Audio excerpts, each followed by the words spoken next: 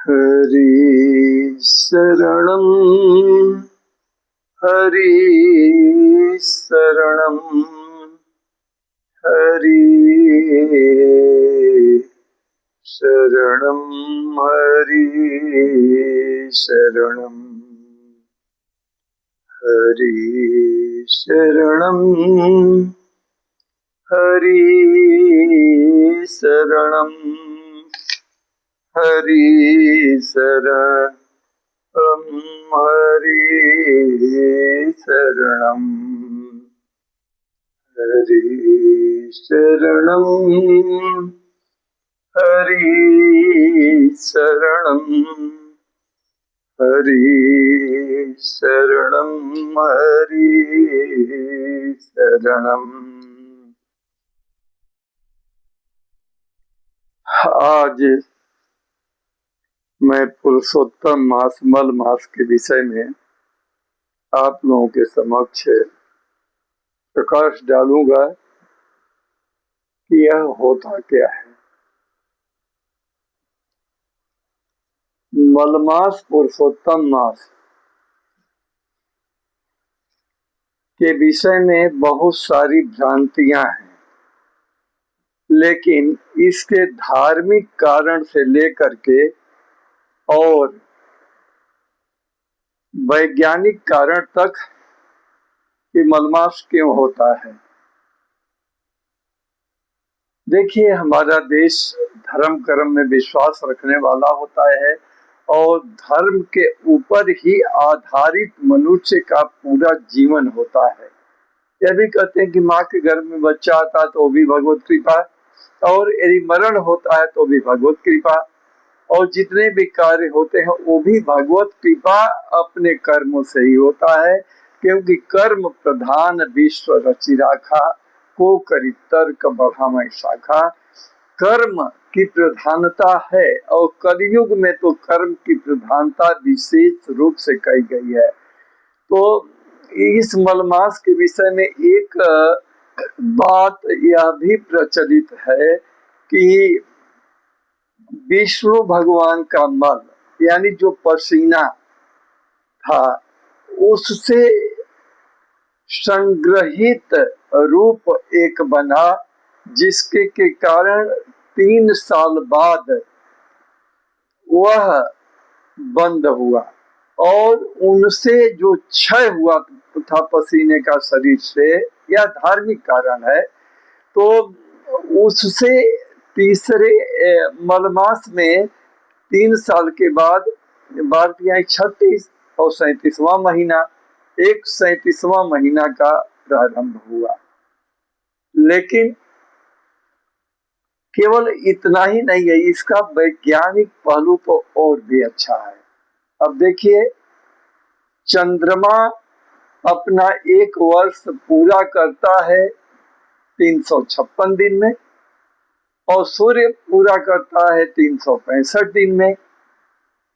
तो यह जो सूर्य और चंद्रमा का अंतर है तिथियों का, जो एकम द्वि तीज चतुर्थी पूर्णिमा अमावस्या ये हम लोग बोलते हैं ना, बहुत आसान तरीके से मैं इसको बता रहा हूं कि मलमास सबके समझ में आ जाए। तो जो यह सूर्य का और चंद्रमा का एक गैप होता है, बीच में जगह बनती है 9 से 10 दिन की, तो 3 साल में वो 30 दिन 29 दिन हो जाता है। तो उसको पूरा करने के लिए चंद्रमा के महीने में 1 महीना जोड़ा जाता है और उस जोड़ से जिस महीने में वह पूरा होता है, सूर्य का क्षय होता है, तो उस महीने में मलमास लगता है। मलमास, अब देखिए, इसमें कहते हैं कि यह चंद्रमा का महीना होते होते ऐसा हो जाता है कि इसमें सूर्य का एक संक्रांति की क्षय हो जाती है। सूर्य की संक्रांति हमेशा कब आती है? लगभग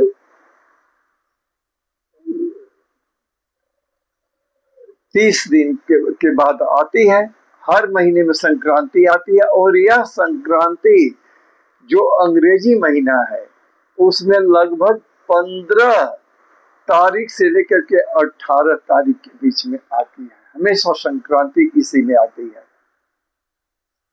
सूर्य की यह संक्रांति होती है। सूर्य की संक्रांति में कैसे कैसे होता है? मेष की संक्रांति, हम लोग कहते हैं ना मकर संक्रांति, यह विशेष रूप से प्रसिद्ध है। तो वह कब आती है? जिसका खिचड़ी का पर्व होता है। मकर का सूर्य होता है जनवरी के महीने में 14 को आती है या 15 को कभी कभी आ जाती है। तो इसी प्रकार से कुंभ की संक्रांति लगभग 16 फरवरी के आसपास आती है। मीन की संक्रांति 15-16 फरवरी मार्च में आती है। मेष की संक्रांति हमेशा 14 अप्रैल या कभी कभी 15 अप्रैल को भी होती है। इसी प्रकार से हर महीने संक्रांति होती है सूर्य की। तो जिस महीने में, यानी इस साल 17 मई 2026 से लेकर के 15 जून 2026 तक मलमास चलेगा, तो इसमें वृष की संक्रांति का क्षय हो गया है। और मिथुन की संक्रांति, वृष की तो अपनी पल्लवित पुष्पित हुई, लेकिन मिथुन की संक्रांति का मेल नहीं हो पाया। तो जब 2 महीना लगा दिया जाए तो उसमें निश्चित रूप से एक महीना चंद्रमा का बढ़ जाता है। तो चंद्रमा का महीना कैसे बढ़ता है? अब 15 दिन, जैसे हमारा ज्येष्ठ का महीना का कृष्ण पक्ष समाप्त हो गया, अब जेठ महीना का शुक्ल पक्ष में मलमास लग गया, क्योंकि उसमें सूर्य की संक्रांति हुई नहीं। तो अब वह 15 दिन शुक्ल पक्ष ज्येष्ठ का, उसको अधिक मास कहते हैं, और कृष्ण पक्ष ज्येष्ठ का, उसको भी अधिक मास। एक महीना पूरा चलेगा तो पूरी संक्रांतियां बराबर पर आ जाएंगी। अब 15 दिन तो जेठ का महीना बीत गया, अब 15 दिन जेठ का महीना बाकी है। तो इस मलमास के बाद वह 15 दिन जेठ का महीना चलेगा। तो यह दोनों के बीच के मध्य में जो 1 महीने का समय चलता है, इसी को मलमास कहते हैं। यानी जेठ का महीना 2 लग गया, 15 दिन बीत गया, 15 दिन मलमास के बाद बीतेगा।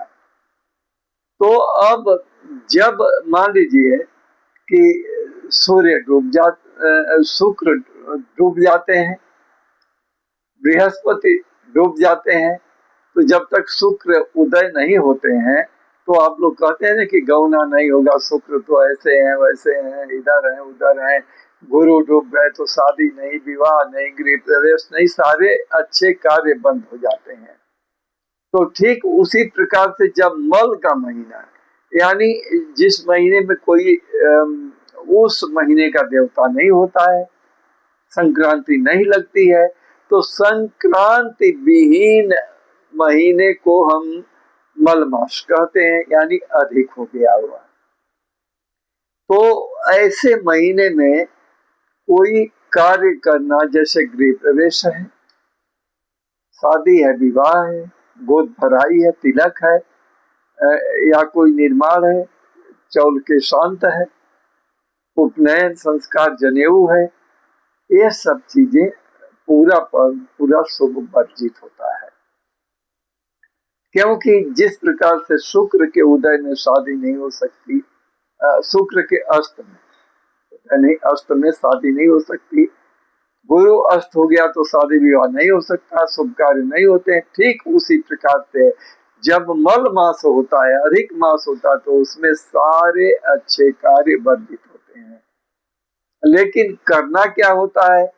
जैसे देवताओं का पूजन, रोज शिव जी के ऊपर बेलपत्र चढ़ाने से अखंड समय तक बेलपत्र शिव पूजन का फल मलमास में मिल जाता है। मलमास में भागवत कथा हो सकती है, सत्यनारायण स्वामी की कथा हो सकती है, हरि का चिंतन, राम नाम, ये सब कुछ हो सकता है। अरे कलयुग केवल नाम आधारा, सुमेरे सुमेरे नर उतरहि पारा। कलिकाल में तो नाम का आधार है, लेकिन विशेष रूप से मल मास में यदि नाम बन जाए भगवान का, तो वह पूर्ण रूप से मोक्ष का अधिकारी व्यक्ति होता है। इसमें जप करना, तप करना, पूजा करना, पाठ करना, मंत्रों की सिद्धि करना, क्या होता है। अब एकादशी वगैरह व्रत के विषय में कहते हैं, मलमास के जैसे पीछे एकादशी व्रत चल रहा हो, तब मलमास के अंदर भी एकादशी का व्रत आएगा तो उसको करना है। लेकिन पहली बार एकादशी का व्रत मलमास में शुरू नहीं करना है। कोई भी व्रत मलमास में शुरू नहीं किया जाता है। अब कुछ जगह की परंपरा है कि जिस साल मलमास लगता है तो पूरे साल तक कोई नया व्रत इत्यादि नहीं करते हैं, लेकिन पीछे का व्रत जो चल रहा है उसको तो करना ही है। तो हर कृपा से यह सब कार्य क्या करना क्या नहीं करना मैंने बताया। अब जिसकी शादी हो गई है, बहू को कहाँ रहना चाहिए? तो यदि मलमास लगने वाला है तो ऐसे में यदि बहू की विदाई हो गई है तो मलमास में विशेष रूप से बहू को अपने मैके में ही रहना चाहिए। और यदि विदाई बीच में ससुराल के लिए हुई है और बीच में फिर ससुराल के लिए विदाई हो गई, तो इधर उधर मलमास में नहीं होना चाहिए, उसको अपने ससुराल में ही रहना चाहिए। क्योंकि मलमास में ये सब क्रियाएं वर्जित हैं। जीवन बहुत दिनों तक चलता है, इसलिए मनुष्य को भगवान में विश्वास रख करके और अपने कार्य को शुभ के लिए जो निंद्य समय है उसका परहेज जरूर करना चाहिए कि हमारा जीवन सुखी रहे। जीवन का उद्देश्य तो यही है कि जीवन में सुख शांति रहे, आनंद से हम रहे, तो उसके लिए उतना बर्ताव कर लेना चाहिए, विश्वास करना चाहिए धर्म कर्म में। अब पूजा पाठ जो नित्य प्रति, कई लोग प्रश्न किए कि मलमास में हम पूजा करें कि नहीं। घर का नित्य कर्म जो पूजा पाठ होता है, प्रतिदिन की आवाहन, भगवान का आरती करते हैं, वह मलमास में निरंतर चलता रहेगा। लेकिन नया कोई पूजा पाठ जैसे महामृत्युंजय है नहीं कराना चाहिए। रुद्राभिषेक वगैरह शिव का कराना चाहिए, लेकिन अपने कल्याण के लिए, जैसे किसी का उल्का युग्नि है और कुछ चलता है, तो वह पूजा मलमास के अंदर निषेध है, नहीं करना चाहिए। इस चीज का बर्ताव है।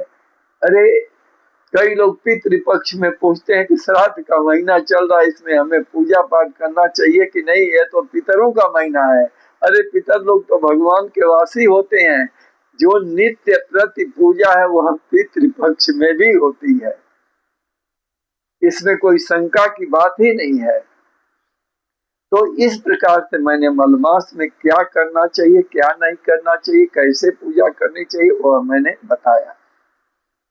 पूजा पाठ जरूर नित्य प्रति करें और भगवान शिव के ऊपर प्रतिदिन एक बेलपत्र जरूर चढ़ाएं। अखंड भगवान शिव का दर्शन भी होता है और उनका सानिध्य प्राप्त होता है।